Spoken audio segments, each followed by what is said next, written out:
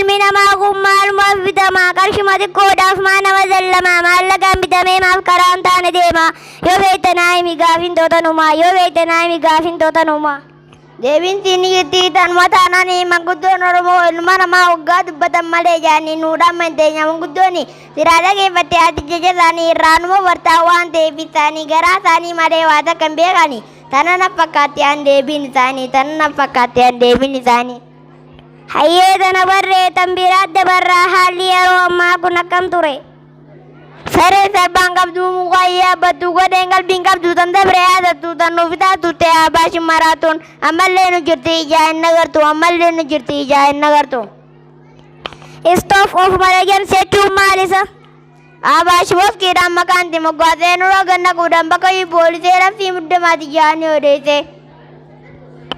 Haa kana taanaa wiliif ittiin deesnu.